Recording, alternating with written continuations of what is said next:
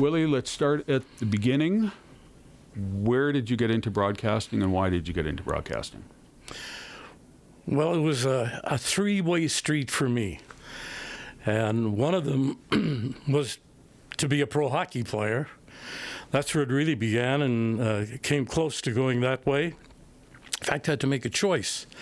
One was music, could have gone that way.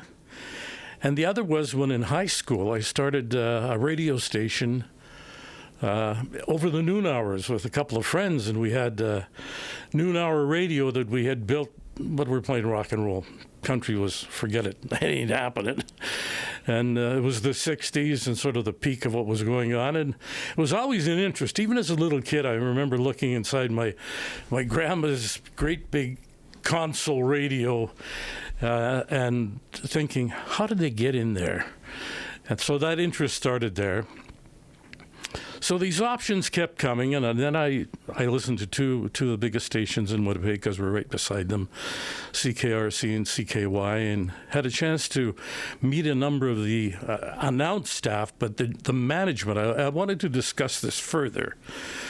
And when I got there, a gentleman named Bill Treblecoat, well-established broadcaster, met with me, and he said, so what's the interest? And I said, well, I want to be an announcer. He said, oh, no, but, like, what do you want to do? And I said, well, I want to be an announcer.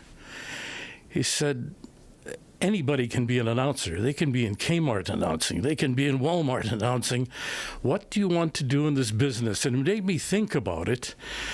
And that interest really piqued me. We had a tremendous interview, and just his years of experience from that started it out. And I thought, well, it was either university, hockey, music, or take a broadcast course. And I thought, well, I'll try that and see where that goes.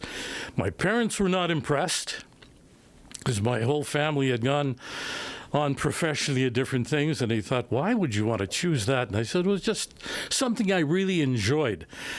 Not as an ego builder, but as something that really interested me, and it was downhill after that. So first job was where? CKWL in Williams Lake. Okay, and how long? Well, I was there for just about a year and a half. And it was interesting how I got there. We had flooded Canada with 140 personally typed applications and reel-to-reel tapes and sent to them all. And we were getting, thank you, but no thank you, and on and on and on it went. And then in one day, had three options. Go to the East Coast, go to Northern Alberta, or go to Williams Lake, British Columbia. And I thought, British Columbia, what a nice place to go to. So chose that, and at that little station, you did absolutely everything. There were no cart machines. It was reel to reel. It was a simple board, but you were the news guy. You did an on-air shift, community service. I coached junior B hockey and was going to play in their senior team, and it was just everything happening at once.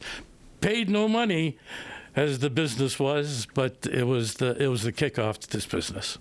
So you actually were at CKRM twice, once for a short period of time, and then, of course, your lengthy career. Talk about the first time. First time was most interesting because, as anybody knows, and yourself, or all those that have gotten into the business, you want to grow to get to a size of market that you can develop in. And an opportunity came up. I made an application here, and it just so happened that George Gallagher had purchased CKRM, I think, from Cambrian Broadcasting or whatever it was at that time in about 70, 71. And that late 71, they tried something different. CKRM was known as a very laid-back, easy-listening music station. And in a market of three stations, CK, CJME, and RM, they were struggling big time. So they had to do something. And George, in his wisdom, and I thank goodness that ran into George in my day, but he said, let's go to country. So anyway, I got here. Country was foreign to me. And as a rookie, of course, you give yourself an opportunity to do whatever they ask you. And got on as an evening announcer. And that evening announcing was really different than anything I'd ever done before because we were playing Candlelight and Wine. You know, everybody came home for dinner and they probably lit a couple of candles, had a glass of wine with their dinner, and the very schmaltzy, laid-back music. And then Gary Grayson, who had been the program director at that particular time, said, we're going to make a change here.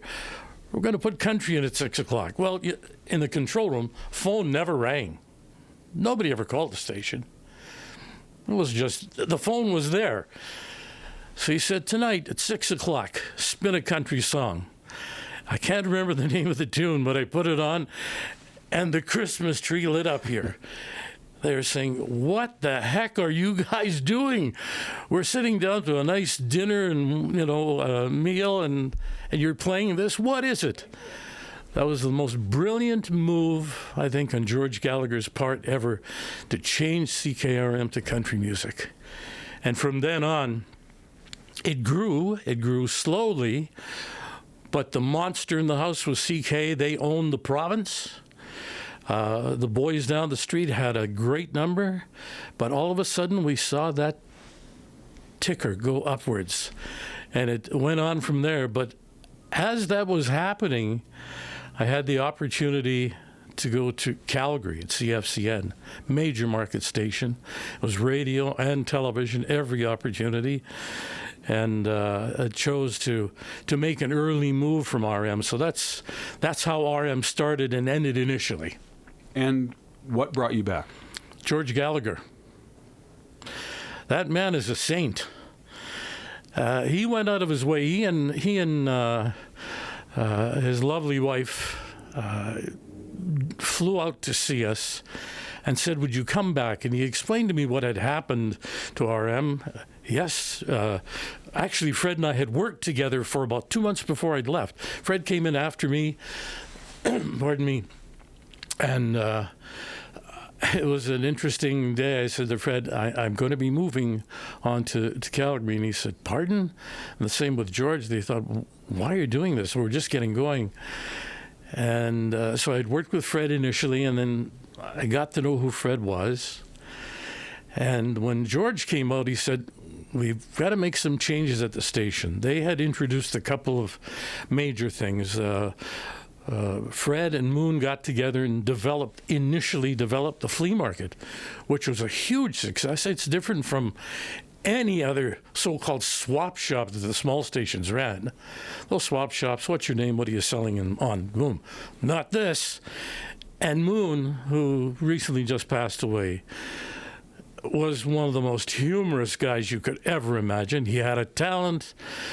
I mean, he could do everything. And then Fred, with his type of background, they worked together and they developed a show that went right over the top. I mean, it jumped off the cliff and it shook up the entire audience wherever they went. It made an impact in this market, no question.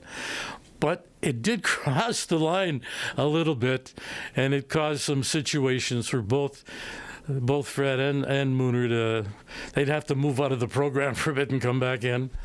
And then another incredible announcer popped in, Ed Bain, the funniest broadcaster in the industry. That guy could be a professional entertainer. Great personality as he continues today in Victoria. He came in and he helped out with Fred, and then other adjustments came in there, but it wasn't stable at the time, and George was looking to see if we can steady it down. So he said, would you come back? I said, George, I'm not coming back to Regina. This is the small little dusty city, and here I am, working in a major market, things like that. And he said, well, think about it. And just at that time, Hamilton had called, said, do you want to come to Hamilton, CHML? Hey, we run the Hamilton Ticats. You want to come back and be in that part of it? Going east was another question. So I said, George, let's give it a shot. We came back, and then from then on, it took off big time. You came back as program director right away? No, I didn't. Fred was still the programmer. Okay. And just as George was selling the company to Harvard, Fred was not... he lost interest in programming. He loved being part of radio. Fred had been in and out of radio for a number of years because of his musical background. His King Country crew, they traveled, they recorded. He got to know most of the country people in Canada at the time. But Fred had a great voice. I mean, he'd worked in Yorkton. He'd worked at CJOB at Winnipeg. He'd worked in Thunder Bay. And then he came here. And that's how we got connected with radio. And then when Fred decided, he said, I'm going to leave it. Do you want it? I'm thinking, well, I don't have a lot of experience at this because, as you very well know, management is different than being the so-called on-air performer. There's a whole other window in it. But I thought, well, I guess it's part of growth. Time to learn, time to figure it out. Yes, you bet along the way, you make mistakes, just as you would at any job that you work at. And so that's when I took it over in about 82, 83. So just to back up a little bit on something you said, the flea market was never a swap shop. Never a swap shop. The best way, I think, to say it was never about the item, it was about the caller. It was about the call. Dead on. Yeah. The flea market was a specialty. And the thing with the flea market, you have to have people working together that connect. They work with each other. And it just so happened, like on day one, you flick a switch, and it felt like a brotherhood, like, Fred connected with me and I with him. I knew what he was going to say. He knew what I was going to say. That was the magic of it. But you're right. This was not a swap shop. We could care less what you were selling. However, some of the items you were selling really took us to another level that had the entire province talking. We came to the edge of the cliff and stopped. There were times we came very close to sliding off of it, but that's what made that show, and the numbers skyrocketed. They were listening in trucks that were traveling across the country. Every small little community had something to say, and the people became important because the people talked about the people in the towns. They became something. They were stars. They were on the radio. They became stars, and that's how that worked. And we had rules. We had, if you're going to have a yard sale or a whatever, coffee automatic. They were inspected. We had inspectors all the time, right?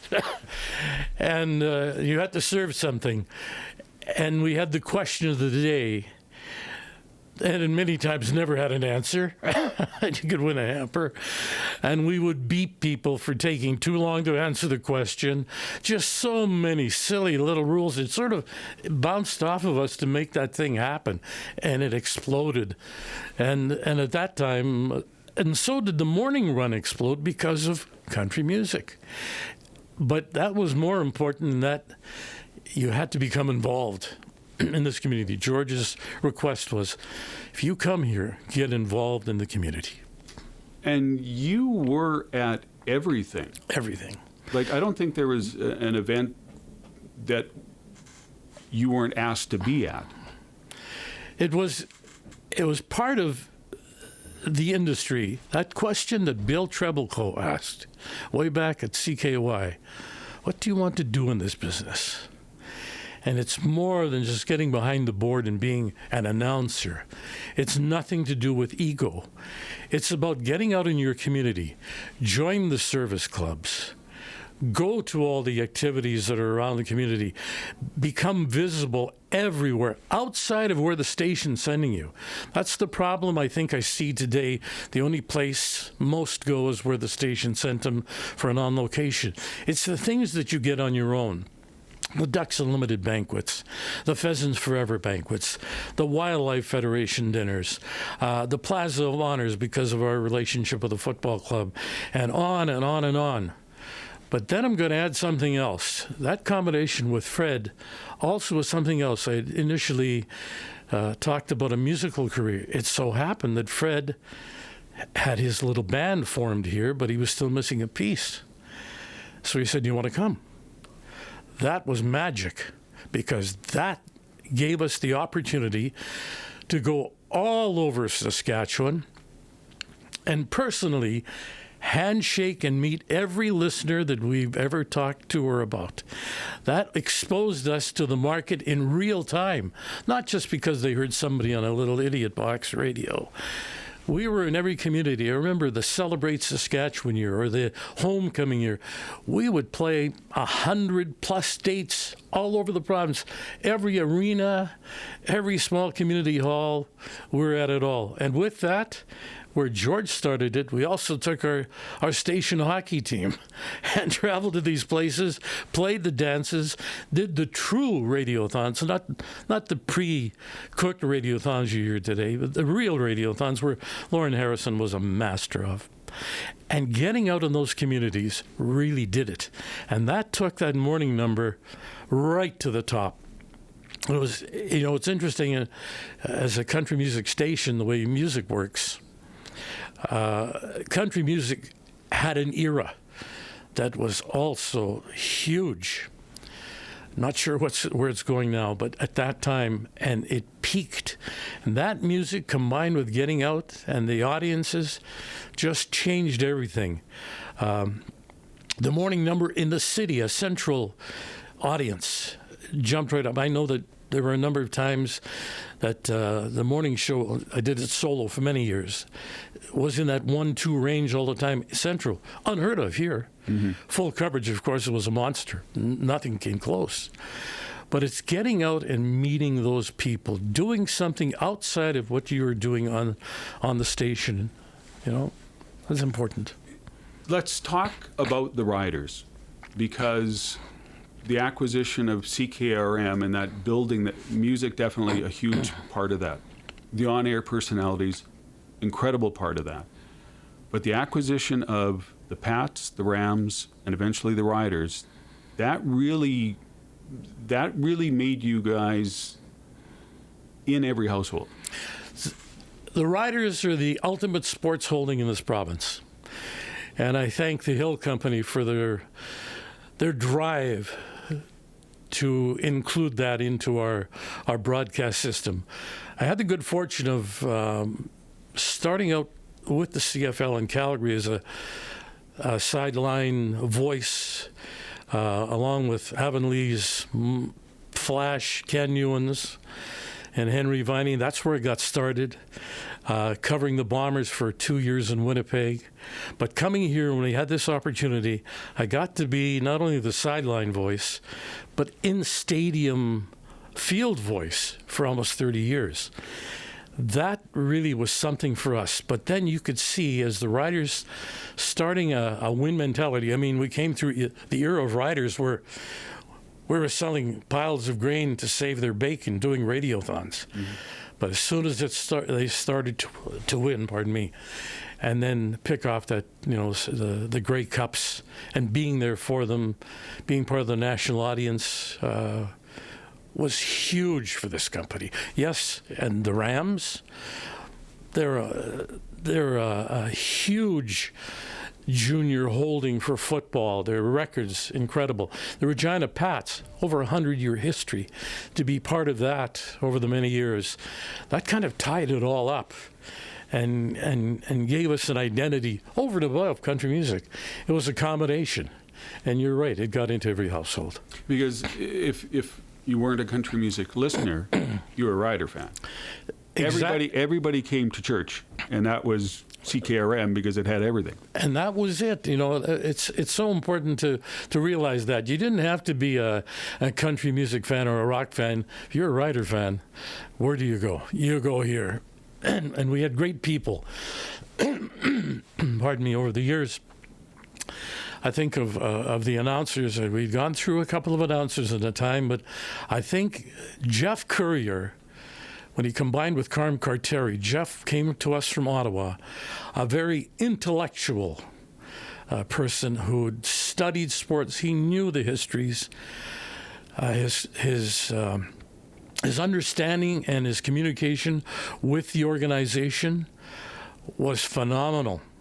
And that really, it hit at a time when we got back to winning another cup, and then it went on from there. But it was key to have that connection and to do it professionally, where the rider organization respected how you handled their product.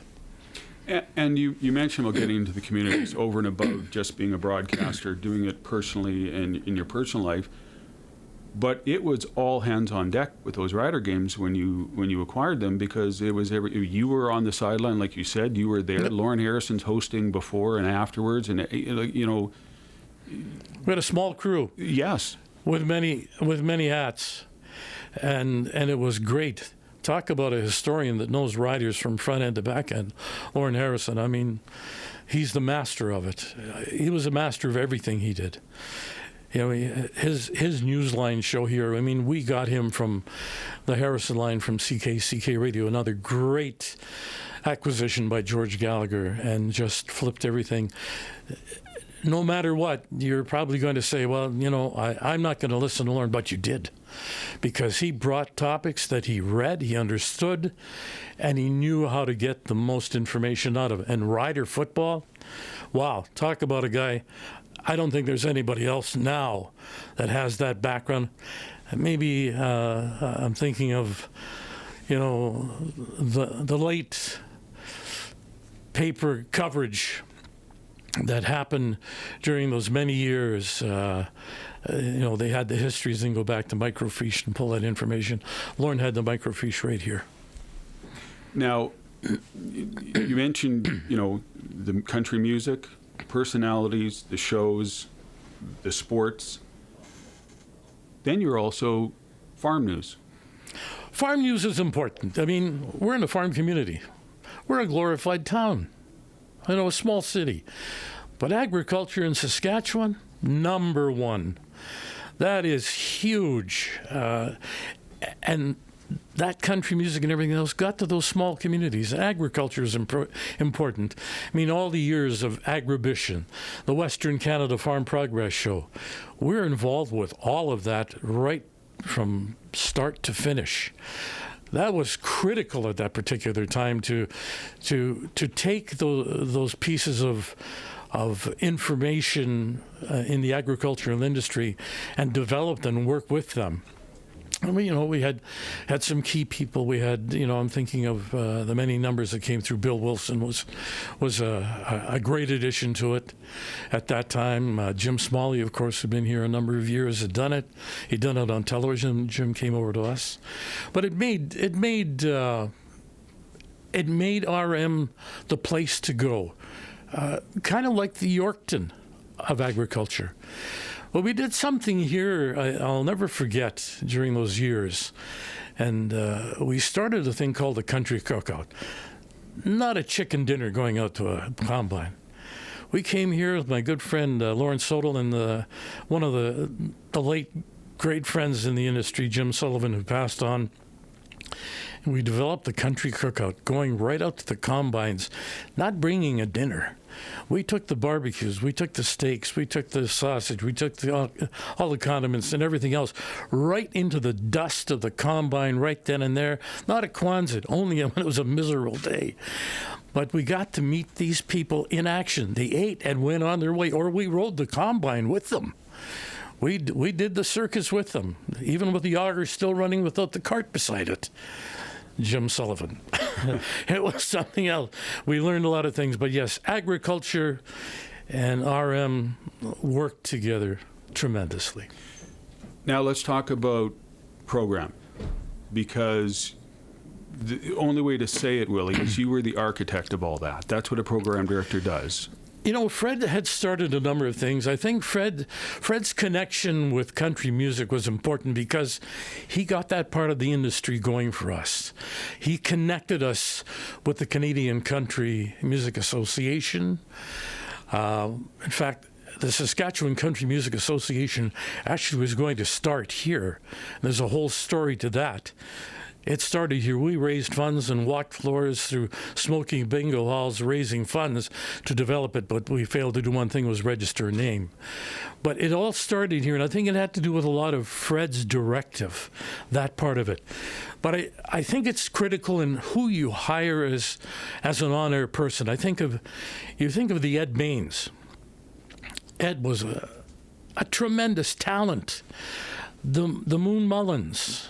I mean, there was a guy that could be an entertainer as well as being an on-air broadcaster. The Paul Reveres, who brought a character like you will never see today, but a mind who knew all of the rock music and all of the country music, honestly, not because he read something. Paul took a sincere interest, and we lost Paul too.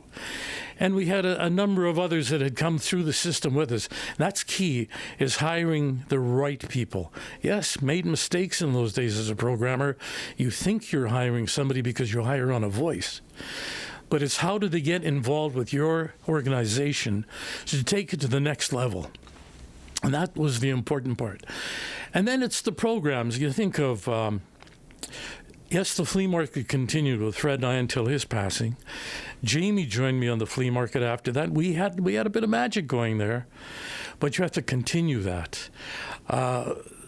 Fred started the number ones at 1. We went back and dug out some history of country music. That went well because it was like a request line midday. He started that. The numbers at that particular time were great because country was still changing, but it was at the peak of the growth of what country music was going to be. That was important. But then you take all the extra things that we did. You know, the drive homes, you had to bring people up after a down day. At the time, there was such a thing as an evening announcer and an all-night announcer, which has disappeared entirely. That's important. But then programs like the American Country Countdown, a show that got us incredible attention, was the Saturday night dance party. They didn't really have one here at that time. I know I had started one back in Manitoba, and I was working with it. We developed it here, and at one point, when you could actually see where the numbers were at that particular time, it truly was the biggest audience in all of Saskatchewan radio at a time when no one listened to radio.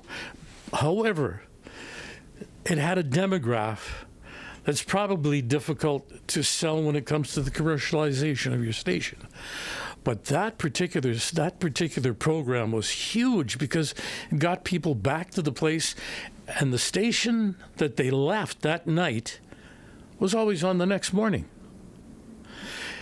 And there, you know, we had a small religious component on Sundays, and that's important too because that's real life.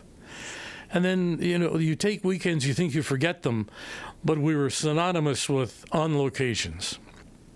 We were everywhere. In the city, in the small towns, getting out to them. I can't even tell you how many places we were with that. So that all ties in because people then get to meet you there as well. But yes, part of the programming is fitting the right people in the right spot to do the right thing, and then content. What really helped us along in days didn't like them were consultants who came in, who studied the industry. And a programmer's worst nightmare is a consultant coming in to tell you how to do what you do. Fortunately, if you listen well, you'll learn a lot of things from them because they take a look at the big picture and see where you are in terms of how you're presenting your programming to this marketplace. Regina is different than Saskatoon or Calgary, Edmonton, or Toronto. It has its uniqueness, and they were the ones to be able to fine-tune and pull these things out. Without those people, I'll take music as an example. Without them, if you give somebody that particular task, well, guess what? The flavor of music is that person's flavor. That's the problem with music. You have to be where the music is in general, where you are seeing how does impact how does it impact the entire radio community? So it's a very sensitive line that you follow if you choose a single person to make that decision. Because when you take a look at the big picture, it was important to keep on track and online, and it really helped. It gave us strength. Do you think it's fair to say the only way you get a Saturday night dance party is to be in those smoky bingo halls and those dances in small towns, that you understand the audience personally enough to say, this is going to work? Oh, for sure. And you know what? That demographic is and has slowly faded away. But absolutely. You know, like I say, with our King Country Band, we went everywhere. The question came to me from management who said, is this the image you want? I said, pardon? Is this the image you want? To be going out to do these old-time dance parties and things? I said, I'm going to tell you something. You couldn't buy that advertising. You could not pay enough money to get your name and your personality and everything out in front of the people. Those dances made it. And yes, that's where we had a look at the old-time dance is still there. It's a sort of a bit of a lost art. I think we still see some that come up. There's specialties now. But at that time, there was a dance everywhere. Every small town had a dance. Every small town had a hall where everybody got together and talked about what they did that last week, and everybody knew everybody's business, and they had their little meal and they had some drinks and they danced and they went home. Felt good because suddenly we're up ready to go for the next week. So yes, that dance party at night was huge because for those who didn't go to the dances, they just turned that station up, and that, for whatever reason, just recharge them. Would you be able to do it today? I'm not so sure. Now, you mentioned the talent, and I think you had a skill in developing talent to be themselves rather than a cookie cut. You never said copy me. You had a skill in developing talent to be the talent that they were supposed to be. Well, I hope that's the case. Everybody that worked on air is an individual. And the most important part, what is it that you came to do on the air? What is it? Are you trying to be the artificial voice that they hear? Remember they called it the Ronnie radio? You put your hand to your ear and listen to your dulcet tones? Is that what you're doing? Or are you really being honest? Are you really being somebody who is involved in everything that you talk about? In other words, you really have to study what's going on around you, internationally, nationally, but locally. Get involved with it and think about it, and your personality has to match. Like if you go out on the street and someone hears you, they want to hear the person that you are, but don't go out there and artificially be an announcer. Be you. That's the key. Be you. When you go on the air, when you flick that microphone, be you. That switch is the greatest place to hide. Because when you shut it off, you go, you flick it on, you'd better be real. You better have something to say. There has to be content. And it has to be important that these people will come back to listen to you again. So, yeah, it's hard sometimes to really change a personality. They have to want to do that themselves, too. They have to listen to see, where am I at in this industry? Where am I at in terms of, am I really connecting with the people, or am I just doing lip service and saying, here is that wasn't as a song, and I go out of here and I'm a star? Well, no. If you think you're a star, get out of the business. Go do something else, because that's not what it is. And when you're out in the public that much, they're expecting that sincerity because they're meeting you, they're talking to you, and they expect that to happen when you're on the radio. Absolutely. And that's the thing. I think that the most common response by people, they say, well, you sound like the person I'm listening to. And when you talk to them in the same vein that you communicated with them on air. You don't try to elaborate anything, and you make sure that you're honest with those people. my paper guy that comes at 2:30 in the morning, or gal, they're no more important than I am, or the person who just drove the handy bus or anything else. Each has a job. We all have a job, but be honest about it. Be real about it. Because if you think you got into this business to become a star, wrong. You're not. In the end, you're nobody better than the Archie Bunker thing. When he got together, he said, you really you're no better than anybody else. And I remember that particular statement, and he's right, We get into this industry because it is an ego boost, for sure, initially. But you have to love to do what you do, and you have to do it honestly. And all the time you were doing that and you building the station, because it was built. It was at the bottom, as you mentioned, yep. And it was built to the heights that it hit. You, Fred, Jim, Moon, you were celebrities, even though you say, you just spoke about not wanting, that shouldn't be your goal, but ultimately you were. It's part of the territory. But the most important part is, how are you affected by it? Yeah, you go out there, you're going to be recognized. You're going to go to a grocery store and someone will say, oh, yeah, we saw you and we heard you and we've watched what you're doing. But I think it's how you carry that. It's important. Yeah, it's part of the territory. You can't get away from that. You put yourself in that position. But it's important to note that these people work hard every day too. They work hard to make the money that they make. And we're fortunate. Yeah, we're fortunate to come here to do what we do in the confines that we do them in, to be able to pass that information along to others that we've picked up. And they trust you. That's the other thing, is trust. You have to have trust by your audience, because if you don't have compelling things to discuss, but it's just fluff, they lose their interest in you very quickly. So trust is another thing you have to develop. But again, as answering your question, we've sort of strode off of it, is that, yeah, it's part of the territory, good or bad. You also had an ability, and taught your team the ability, to have relationships with clients, with the station's business partners. Well, that's the key thing. We often talked about it. I remember when I got into radio, the flow chart of radio is different than the flow chart of radio today.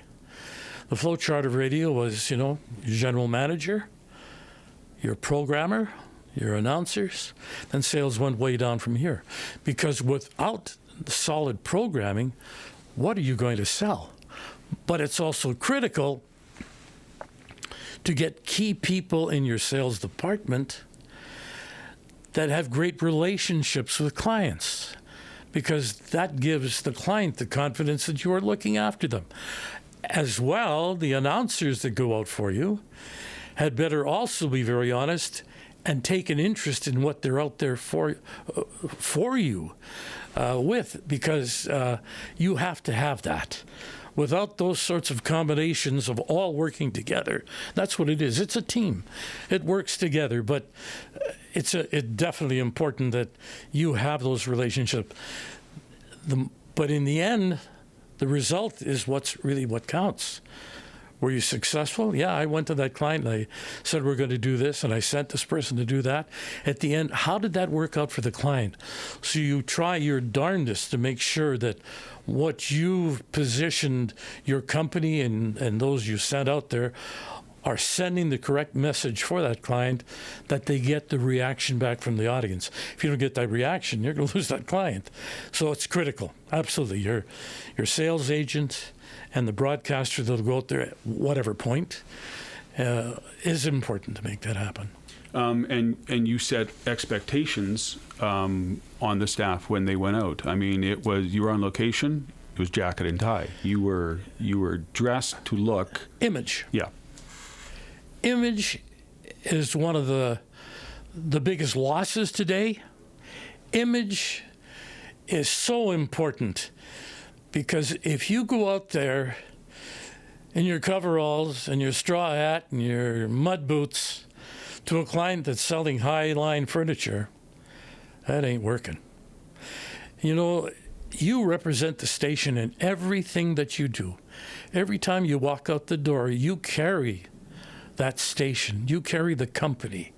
You carry its call letters. People talk about you. They see you.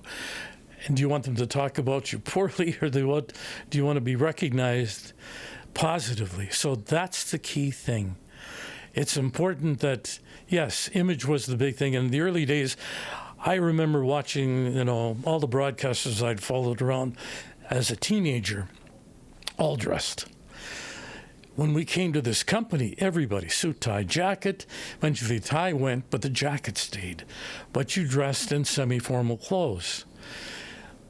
What's happened today is beyond my understanding. I leave it there because I'm done. But I think it's critical that when you go see your clients see you, or the public sees you, that image is absolutely most important, because you leave an impression. You represent your company. So was there any time during your career where you said, oops, I should have went the hockey route, or I should have went the music route? Well, you're right. There was, and it was right at the beginning. Because as 10 and 12-year-olds, we started a band back in my hometown. We were playing community halls, and by the time we were 15, 16, our parents were driving us to play in Minneapolis or Kenora, Ontario, or somewhere else. And the band thing was huge. It was taking off. And then all of a sudden, we were getting major engagements, and our numbers are going up, and the chance to record what the Emeralds had recorded in their day. We were playing at 15 years old. We could have done that 20 years before that. So that was part of it. It was critical. And I know my sax player at the time says, we're going to go full-time, we're going to move it, which he did. And eventually, he now has one of the biggest music companies in the industry that handles things like ABBA, ABBA-mania, the Beatles, and all that. So, yeah, we could have developed into that. Hockey was my ultimate love, because at that time, things were going well. Had a great minor hockey career, was selected by the Brandon Wheat Kings to go and play for them, but at the same time, our Selkirk Steelers had started. And my mom and dad said, no, you're going to stay home and play. Unfortunately, he became the very first Selkirk Steeler in their history in 1966. And through that year, that first year with the Steelers, we made it to play in the playoffs against teams that had Bobby Clark and Reggie Leach and Billy Fairburn and Juha Viding and on and on. There were more junior players in the Manitoba Junior Hockey League went to pro within 3 years at that particular time. It was at the start of the development of the Western Canada Major Hockey League. Our second year, we played for the Turnbull Cup Manitoba Championship against Andy Van Hellemond, who was a great referee in his time in the NHL, the St. James Canadiens. And we played them right to the limits, and they won it. We didn't. It was a hard one to swallow. But that following year, Eddie Dorahoy said, listen, come to the Winnipeg Jets Juniors and join us at that time.